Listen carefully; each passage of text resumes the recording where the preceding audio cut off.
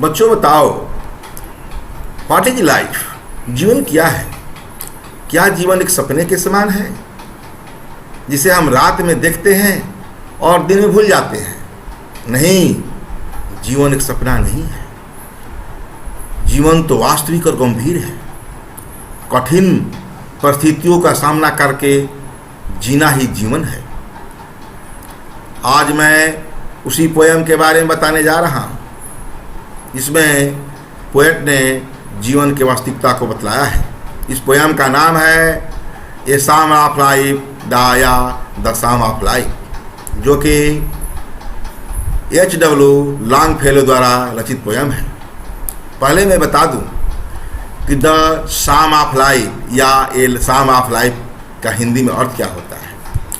A psalm of life a religious song of life means जीवन का धार्मिक गीत या जीवन का भजन गीत। इस पोयम में पोएट ने बताया है कि जीवन सपने के समान खोखला नहीं है, जीवन वास्तविक और गंभीर है।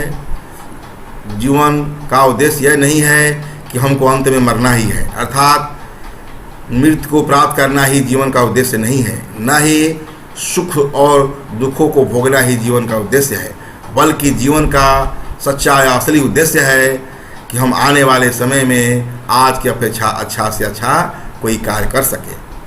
और मैं बता दूं कि ये पोएम किस प्रकार की है और उसके बारे में पोएम में पोएट ने कैसे शुरू किया है। A psalm of life is an inspiring poem written by the American poet Henry Wadsworth Longfellow. कहने का मतलब ये साम ऑफ लाइफ एक जो है इंस्पायरिंग पोएम है, प्रेरणादायक कविता है, जो कि American poet Henry Wadsworth Longfellow द्वारा रचित है। मतलब ये पोएट हेनरी वाड्सवर्थ लॉन्गफेलो या H.W. लॉन्गफेलो एक अमेरिकन पोएट हैं। उन्होंने ए साम ऑफ लाइफ के बारे में लिखा है। The poem is didactic in tone. इसका विषय वस्तु डिडैक्टिक है। डिडैक्टिक मीन्स होता है उपदेशात्मक या उपदेश देने वाली कविता है।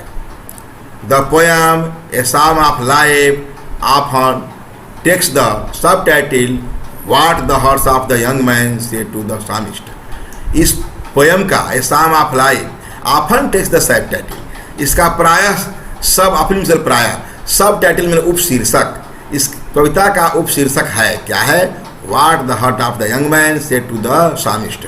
एक नौजवान व्यक्ति का हृदय सामिस्ट से अर्थात भजनकर्ता से अर्थात पोएट से क्या कहता है, यही इसका उपशीर्षक है। हम अब जो है पोएम शुरू करते हैं। कहाँ से शुरू करता है? What the heart of the young man said to the psalmist, ये तो उपशीर्षक है पोएम का। और जो साम ऑफ लाइफ का, उसमें इसका हिंदी में अर्थ बता दें। What the heart of the young man said to the psalmist, एक नौजवान व्यक्ति का हृदय इस पोएट से क्या कहता है उसके बारे में बात करते हैं। Tell me not in mournful numbers life is but an empty dream. इसका हिंदी अर्थ होगा टेल मी नॉट, मुझसे मत बतलाओ, मुझसे मत कहो। इन मार्फुल नंबर, दुख भरी कविताओं को, मार्फुल नंबर्स, उन दुख भरी कविताओं को मत कहो कि life is but an empty dream, कि जीवन एक खोखला सपना है। ये मत मुझे बतलाओ कि जीवन एक खोखला सपना है या एक जीवन खोखले सपने के समान है। ऐसी दुख भरी कविताएं मुझसे मत बतलाओ। For the soul is dead that slumbers, क्योंकि क्योंकि the soul is dead that slumbers, मरी हुई है आत्मा, उसकी मरी हुई है। दैट स्लम्बर, जो सोते हैं, अर्थात जो सोते रहते हैं, अर्थात जो निकम्मे हैं, जिसके पास कोई काम नहीं है, उसकी आत्माएं तो पहले से मर चुकी है, तो वो जीवन को एक सपने मात्र ही कहेंगे। And things are not what they seem, और वे वस्तु वैसी नहीं होती जैसे वे प्रतीत होती है। इसका मतलब कि जैसे लोग कहते हैं वैसी वह चीज़ नहीं है, अर्थात जीवन सपने के समान नहीं है। फिर से बात करते हैं। Tell me not in mournful numbers life is but an empty dream. कवि कहता है कि मुझे उस दुख भरी कविताओं को न सुनाया जाए कि जीवन मात्र सपना है, या जीवन सपने के समान है, क्योंकि for the soul is dead that slumbers, क्योंकि जो सोते रहते हैं अर्थात जो किसी काम के नहीं हैं, वो हमेशा कहते रहते हैं कि जीवन सपने के समान है, क्योंकि उनका जीवन जो सोते रहते हैं एक मरी हुई आत्मा के समान है। And things are not what they say, और वे वस्तुएं नहीं है जैसी प्रतीत होती है। कहने का मतलब कि जो वो लोग बता चुके हैं, जो स्लम्बर्स हैं, जो सोने वाले हैं, जो बता चुके हैं कि हमारा जीवन सपने के समान है, वो सपना नहीं है, क्योंकि बहुत सी चीज़ें ऐसी होती है जो दिखाई देती है वैसी प्रतीत जिससे प्रतीत नहीं होती, अर्थात जैसी प्रतीत होती है वैसी वो चीज़ें नहीं होती। आगे बात करते हैं। Life is real, life is earnest, and the grave is not its goal. Dust thou art to dust returnest was not spoken of the soul. Life is real, सीधा सीधा है। Life is real, life is not unreal, मतलब जीवन वास्तविक नहीं है, जीवन वास्तविक है। लाइफ इज अर्नेस्ट, अर्नेस्ट मतलब सीरियस, जीवन गंभीर है, सीरियस है। And the grave, grave means होता है कब्र। Is not its goal, its goal मतलब मृत का, इट्स लाइफ के लिए लगा है। लाइफ जो है, लाइफ के लिए पर्सनल प्रोनाउन इट्स का प्रयोग किया गया है। इसका जीवन मतलब लाइफ का जीवन, गोल में थोड़ा लक्ष्य होता है। And the grave is not its goal, और कब्र ही इसका अंतिम लक्ष्य नहीं है, अर्थात कब्र का मतलब यहाँ मृत से है, मृत ही इस जीवन का अंतिम लक्ष्य नहीं है। Dust thou art to dust returnest, dust धूल के, दाउ बने तू, यू, पहले जो है दाउ लिखा जाता था एक आदमी के लिए, एक वन पर्सन के लिए दाउ लिखा जाता था, और आर्ट मैंने हो के लिए आर्ट है लिखा जाता था, किंतु अब सबके लिए यू हो गया है, आर्ट की जगह पर आर हो गया है। तो डस्ट दाउ आर्ट, तू धूल का बने हो, मतलब हमारा, तुम मतलब हमारा शरीर मिट्टी का बना हुआ है, धूल मतलब मिट्टी का बना हुआ है। To dust returnest, to dust returnest, returnest लौटने के बाद, कहाँ लौटने के बाद, तो मरने के बाद। मरने के बाद जब हम लौटेंगे, अर्थात मरने के बाद फिर रिटर्नेस्ट हो जाएंगे, किसमें, डस्ट में। Was not spoken of the soul, यह हमारे सोल के लिए, आत्मा के लिए नहीं कहा गया, अर्थात ये हमारे शरीर के लिए कहा गया कि मिट्टी का बना है, मिट्टी मिल जाएगा। यह हमारे शरीर के लिए नहीं कहा गया, अर्थात ये हमारे आत्मा के लिए नहीं कहा गया। सुनिए, आत्मा होता है, अर्थात आत्मा अमर है। फिर life is real, life is earnest, कभी कहता है कि जीवन हमारा वास्तविक है, जीवन हमारा गंभीर है। And the grave is not its goal, और कब्र को प्राप्त करना अर्थात मृत्यु को प्राप्त करना ही इस जीवन का लक्ष्य नहीं है। दस thou art to dust returnest, हमारा शरीर मिट्टी का बना हुआ है और मरने के बाद मिट्टी में मिल जाएगा। Was not spoken of the soul, यह बात हमारी आत्मा के लिए नहीं कही गई है, अर्थात आत्मा अमर है। अब आगे बात करते हैं। Not enjoyment and not sorrow is our destine in our way, but to wait that is tomorrow find us farther than today. कभी कहता है not enjoyment, enjoyment in pleasure, आनंद लेना, एंड नॉट सारो, सारो में दुख होता है, ग्रीफ, मैंने आनंद लेना और दुखों को झेलना, दुखों को सहना। Is our destined in our way, is है आवर, यह हमारा है, डेस्टिन्ड इन आवर वे मतलब पहले से निर्धारित उद्देश्य नहीं है। डेस्टिन्ड निर्धारित, डिसाइडेड, इंड मतलब हमारा डिसाइडेड इंड नहीं है, आवर वे यह रास्ता नहीं है, अर्थात हमारे जीवन का अंतिम उद्देश्य आनंद को प्राप्त करना और दुखों को सहना नहीं है। But to act that is tomorrow, but to act बल्कि हमें एक्ट करना है, काम करना है, दैट इज टुमारो प्रत्येक आने वाले, टुमारो मतलब कल नहीं, वही आने वाले समय, जो प्रत्येक आने वाले समय में हमें काम करना है। Find us farther than today, और प्राप्त करना है फार्दर होते देन टुडे, आज की अपेक्षा और अच्छा करना ही हमारे जीवन का उद्देश्य है। तो पोएट कहता है not enjoyment and not sorrow is our destine in our way, कह रहा है पोएट कि आनंद को प्राप्त करना और दुखों को सहना ही हमारे जीवन का अंतिम उद्देश्य नहीं है। But to act that is tomorrow, बल्कि आने वाले दिनों में, आने वाले समय में एक्ट करना है, हमें काम करते रहना है। और कैसा काम? Find us farther than today. आज की अपेक्षा, जो आज हम जो किए हैं उसकी अपेक्षा और बेहतर हो जाए और अच्छा हो जाए, यही हमारे जीवन का उद्देश्य है। फिर है not enjoyment and sorrow is our destine in our way. कभी कहता है कि जीवन का आनंद लेना और दुखों को हंसाना ही हमारे जीवन का अंतिम उद्देश्य नहीं है, बल्कि but to act that is tomorrow find us farther than today. बल्कि हमें आने वाले समय में आज की अपेक्षा अच्छा से अच्छा करना है, यही हमारे जीवन का अंतिम उद्देश्य है। अब आगे, art is long and time is fleeting and our heart though stout and brave still like muffled drums are beating फल्डन मार्चे टू द ग्रेव। बता रहा हूँ, आर्ट इज लॉन्ग, आर्ट बहुत लंबा है, अर्थात हमारे पास कार्यों का समूह बहुत ज़्यादा, अर्थात हमारे पास कार्य बहुत ज़्यादा है। टाइम इज फ्लीटिंग, और समय व्यतीत होता जा रहा, फ्लीटिंग होता है व्यतीत होना, भागना, गुजरना। एंड आवर हार्ट्स, और हमारा हृदय दो स्टाउट एंड ब्रेव, दो मिनी दबकी, स्टाउट मतलब होता है सख्त मजबूत, एंड ब्रेव मीन्स बहादुर। हमारा हृदय दबकी सख्त और मजबूत है।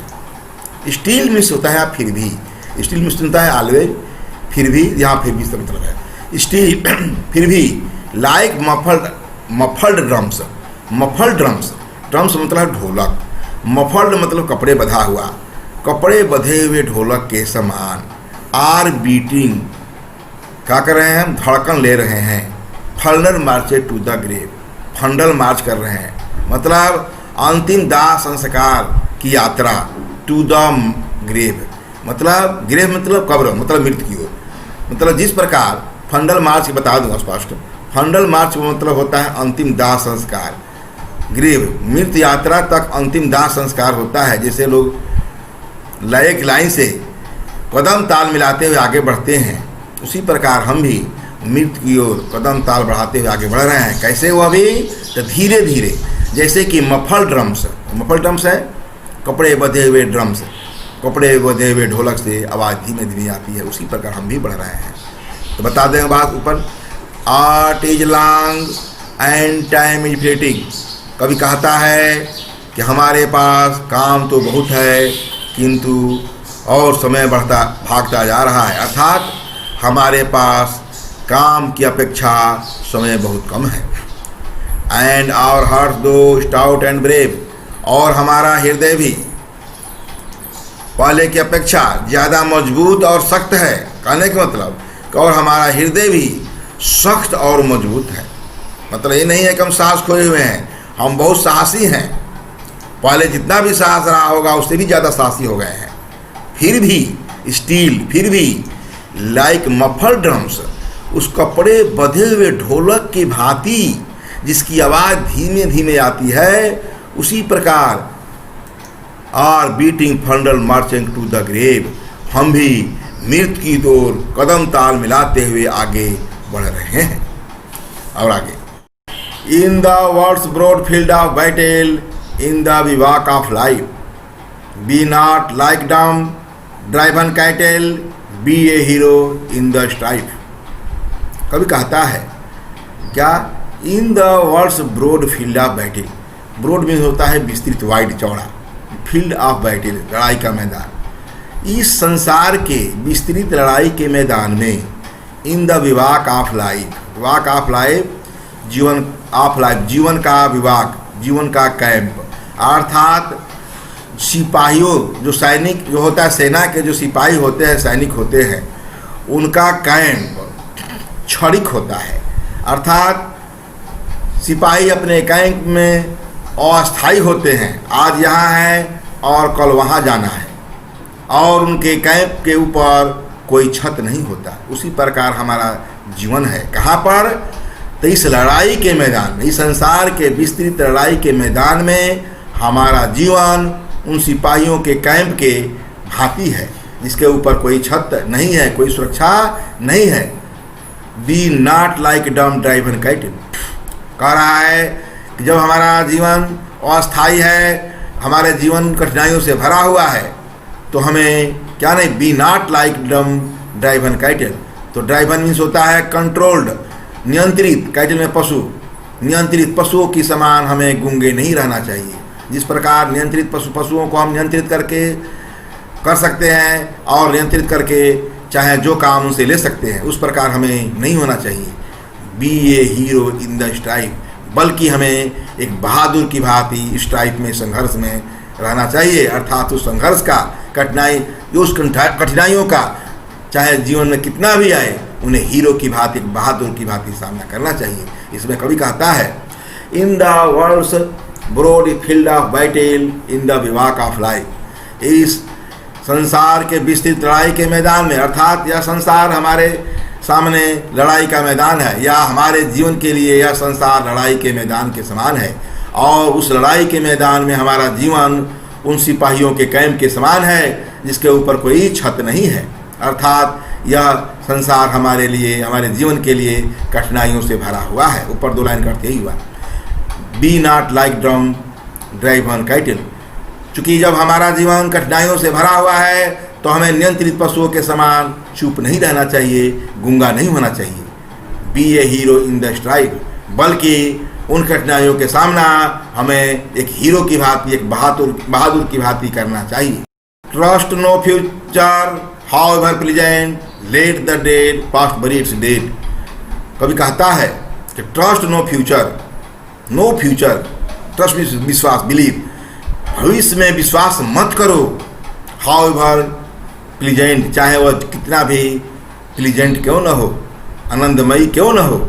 Late the dead past bury its dead, और अपने डेड पास्ट, मरे हुए पास्ट, अर्थात बीते हुए पास्ट को, जिसमें मरा हुआ समान था आपका पास्ट, अर्थात उसमें आप कुछ कर नहीं सके, बरी इट्स डेड, उसे मृत्यु में ही दफन कर दो, अर्थात उसे भूल जाओ, उसको स्मरण में मत लाओ कि भविष्य में, कि बीते हुए समय में हमने कुछ नहीं किया, उसके बारे में भी मत सोचो। Act in the living present. कभी कहता है, अरे एक्ट करे, काम करो, किसमें काम करो, इन द लिविंग प्रेजेंट, जो वर्तमान में प्रेजेंट चल रहा है, वर्तमान में समय चल रहा है, उस समय में काम करो, क्योंकि प्रेजेंट में ही कुछ किया जा सकता है। Heart within and God's overhead. कह रहा है कि अपने अंदर, अपने हृदय में विश्वास रखो, एंड गॉड्स ओवरहेड, और अपने ऊपर, अर्थात इस आकाश के नीचे ईश्वर में विश्वास रखो।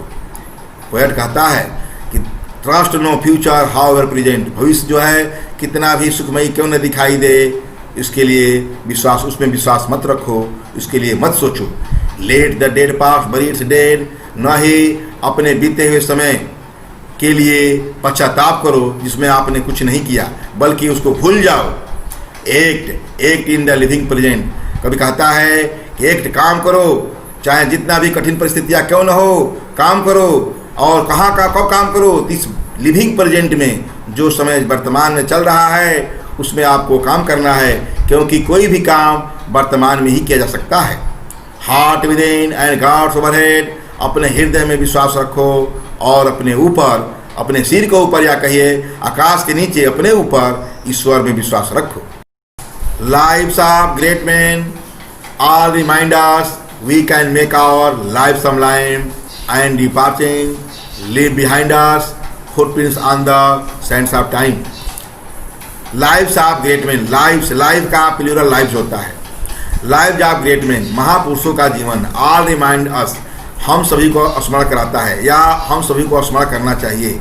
ये कहा, हमें रिमाइंड मैंने याद दिलाता है। कहने का मतलब कि महापुरुषों के जीवन का अनुसरण करके, या महापुरुषों के जीवन, जो कि महापुरुषों का जीवन उदात्त होता है, कहने का मतलब वो अच्छे कर्म किए रहते हैं, उनके जीवन को का अनुसरण करके we can make our life sublime, हम भी अपने जीवन को महान बना सकते हैं। कहने का मतलब lives of great man are reminders, कहने का मतलब कि महापुरुषों के जीवन का अनुसरण करके हम भी अपने जीवन को महान बना सकते हैं। sublime मीन्स होता है महान। And departing leave behind us, और अपने पीछे, डिपार्टिंग मीन्स होता है छोड़ना, जुदा होना, अलग होना, मतलब यहाँ मरने से मतलब है। और मरने के बाद लीव छोड़ जाएंगे बिहाइंड अस, अपने पीछे, यानी पीछे, अस फुट प्रिंट्स, पद चिन्ह, निशान, on the sides of time, समय के रेत पर, टाइम साइंस ऑफ टाइम, समय के रेत, समय के बालू पर पद चिन्ह तो रेत पर ही होता है, लेकिन ये हमारा पद चिन्ह जो हमारा अच्छे कर्म है उसका पद चिन्ह है। कहने का मतलब कि foot prints on the science of time का मीन्स होगा, अर्थ होगा अच्छे कर्मों का लेखा जोखा जो हमने किया है। तो बात करते हैं इसमें शुरू से। Lives of great man are reminds us, कभी कहता है कि महापुरुषों के जीवन से का स्मरण करके हम भी अपने जीवन को समलाइन बना सकते हैं, स्मरण क्या महान बना सकते हैं। And departing leave behind us footprints on the science of time, और मरने के बाद हम भी अपने जीवन का फुटप्रिंट्स अर्थात अच्छे कर्मों का पद चिन्ह यहाँ छोड़ सकते हैं, अर्थात जो हमने जीवन में अच्छा कर्म किया है उसका लेखा जोखा यहाँ छोड़ सकते हैं। आगे prints that perhaps another sailing over life salmon man, a forlorn and shipwrecked another, seeing that take heart again. Footprints, पद चिन्ह, मतलब जो अच्छे कर्म किए हैं उसका पद चिन्ह। जो आगे ऊपर का जो स्टेंजा है, जो 4 लाइन्स की स्टेंजा है, उसके बारे में बताया गया है कि अच्छे कर्म हम जो किए हैं तो जो पद चिन्ह छोड़ेंगे उसी के बारे में बताया जा रहा है। वो पद चिन्ह हमारे आने वाले समय में क्या करेगा इसी के बारे में बताया गया है। ये स्टेंजा थोड़ा डिफ़िकल्ट है क्योंकि लाइन बाय लाइन इसका अर्थ निकालना मुश्किल है। इसमें कह रहा है कि फुटप्रिंट्स दैट परहैप्स अनदर, पद चिन्ह जो शायद दूसरा, selling over life Salomon main, वह खेता हुआ life Salomon main, Salomon means होता है सीरियस, मेन मीन्स होता है समुद्र की गहराई, लाइफ सलमन मेन जीवन की समुद्र रूपी जीवन की गहराई, समुद्र रूपी जीवन की गहराई को खेता हुआ कोई व्यक्ति, ए फॉरलैंड जो निराश हो चुका हो, एंड शिपरेक्ड ब्रदर, और जिसका जीवन समुद्री रूपी जहाज की तरह छिन्न भिन्न हो गई हो, बिखर गई हो। शिपरेक्ड समुद्र का जहाज को क्या हुआ, टूट जाना, डूब जाना। उसी प्रकार ये है कि ए फॉरलॉर्न एंड शिपरेक्ड ब्रदर, एक हताश और जिसका जीवन छिन्न भिन्न हो गया हो, उस व्यक्ति का जीवन सीइंग देखकर, किसको देखकर, फुटप्रिंट्स को, हमारे ऊपर दिया है फुटप्रिंट्स को देखते हुए, देख करके शैल टेक हार्ट अगेन, वह भी अपने हृदय में, जिसका हृदय फॉरलॉर्न हो, निराश हो, वह भी अपने हृदय में हार्ट अगेन अपने साहस बटोर सके, साहस को इकट्ठा कर सके, अर्थात आशा प्राप्त कर सके। इसका अर्थ ये है। इसमें कवि कहता है कि हमारे द्वारा अच्छे किए गए कर्मों को जो कि हमने करके यहाँ पर छोड़ रखा है, मरने के बाद जो है शायद कोई आने वाले भविष्य में, समय में कोई दूसरा व्यक्ति जिसका जीवन रूपी समुद्र बहुत निराश हो चुका हो और उसकी जीवन रूपी समुद्र की जहाज छिन्न भिन्न हो चुकी हो, अर्थात तार तार हो चुकी हो, वह भी हमारे पद चिन्हों को सीइंग करते हुए, देखते हुए, वह भी अपने जीवन में क्या कर सके, आशा का संचार ढूंढ सके, अर्थात शैल टेक हार्ट अगेन, अर्थात अपने हृदय को पुनः से फिर से बटोर सके। यही है poet. Let us then be up and doing with a heart for any fate, still achieving, still pursuing, learn to labour and to wait. इन जो है अंतिम स्टेंजा में या इन 4 पंक्ति लाइनों में पोएट ने क्या बतलाया है इसी के बारे में बता रहा हूँ। अपने नौजवानों को, मैं कहा था शुरू में कि अपने नौजवानों को सम्मिलित करते हुए पोएट ने इसके बारे में बतलाया है। क्या बतलाया है? Let us then be up and doing, let us चलो चलें, देन तब, बी अप ऊपर खड़े हों, एंड डूइंग करने के लिए तैयार हों। मतलब कभी कहता है कि हमें करने के लिए खड़ा हो जाना चाहिए, अर्थात कमर कस कर तैयार हो जाना चाहिए। With a heart for any fate, किसी भी, एनी फेट मतलब किसी भी भाग नहीं है, किसी भी कठिनाई के लिए। विथ ए हार्ट, हार्ट में साहस, साहस के साथ किसी भी भाग्य के लिए, किसी भी कठिनाई के लिए हमें तैयार रहना चाहिए। स्टिल मीन्स होता है ऑलवेज। देखिए इसी स्टिल मैंने फिर भी हुआ, इसी स्टिल मीन्स होता है always. Still achieving, still pursuing, achieve means होता है उपलब्धि प्राप्त करना, और परसुइंग मैंने पीछा करना, मैंने सामना करना। पीछा करना मैंने सामना करना से है, कठिनाइयों का सामना करना। स्टिल अचीविंग जीवन का लक्ष्य जीवन की उपलब्धि को प्राप्त करना। स्टिल परसुइंग हमेशा जो है क्या करना, कठिनाइयों का सामना करना। ये हमारे जीवन का लक्ष्य है, ये ऐसा हमें करना चाहिए, कभी कह रहा है। Learn to labour and to wait, हमें लर्न टू लेबर मीन्स होता है परिश्रम करना, हमें परिश्रम करना सीखना चाहिए। एंड टू वेट, और परिश्रम के लिए, पराश्रमी के लिए केवल इंतजार करना चाहिए, यही कभी कहा है। मतलब उसके लिए क्षणिक लाभ के लिए हमें पछताना नहीं चाहिए। मतलब जो मेहनत किए हैं सोच रहे हैं कि उसका लाभ तुरंत मिल जाए, इसलिए नहीं सोचना। इसके बारे में पोएट ने बताया है। बात करते हैं let us then be up and doing. कभी कहता है कि हमें कमर कसकर तैयार हो जाना चाहिए, एंड डूइंग करना चाहिए, काम करने के लिए हमेशा तैयार रहना चाहिए। Within a heart for any fate, हमें किसी भी कठिनाई के लिए एक साहस रखना चाहिए। स्टिल अचीविंग स्टिल परसुइंग, हमें हमेशा अपने जीवन की उपलब्धि के लिए तैयार रहना चाहिए। स्टिल परसुइंग, और उस उपलब्धि के प्राप्त करने के लिए, उस उपलब्धि को प्राप्ति होती हमें हमेशा कठिनाइयों का परस्यू करना चाहिए, कठिनाइयों का पीछा करना चाहिए, कठिनाइयों का सामना करना चाहिए। Learn to labour and to wait, और कभी कहता है कि हमें, ये नौजवानों, हमें लर्न टू लेबर, तुम जो है लेबर करना मतलब परिश्रम करना सीखो, और उस परिश्रमी की आशा मत रखो कि क्षण भर में ही तुम्हारा परिश्रमिक मिल जाए, बल्कि उस परिश्रमिक के लिए इंतजार करो। अंत में मैं फिर से कह दूँ, let us then be up and doing with a heart for any fate. Poet कहता है, कभी कहता है कि हमें कमर कसकर अपने कार्यों के लिए तैयार रहना चाहिए। हम किसी भी कठिनाई के लिए एक साहस रखना चाहिए, साहस से काम लेना चाहिए। Still achieving still pursuing, learn to labour and to wait, हमें हमेशा जीवन की उपलब्धि प्राप्त करने के लिए तत्पर रहना चाहिए, और उस उपलब्धि प्राप्ति होती हमें हमेशा कठिनाइयों का परस्यू करना चाहिए, पीछा करना चाहिए, या कठिनाइयों का सामना करना चाहिए। और अंत में हमें परिश्रम करना सीखना चाहिए, और परिश्रम के लिए हमें इंतज़ार करना चाहिए। जो परिश्रमिक किए हैं, जो हम मेहनत किए हैं, उसके लिए इंतज़ार करना चाहिए। क्षणिक परिश्रमी की आशा नहीं रखनी चाहिए। इस प्रकार यह पोयम का जो है डिटेल मैंने एक्सप्लेनेशन बताया। इस प्रकार हमारा पोयम समाप्त हुआ। इसमें पोएट ने जीवन की वास्तविकता के बारे में अच्छी तरह बताया है कि हमारा जीवन सपना मात्र नहीं है, यह गंभीर है, जीवन कठिनाइयों से भरा हुआ है, फिर भी हमें उन कठिनाइयों का सामना करना है। That's all.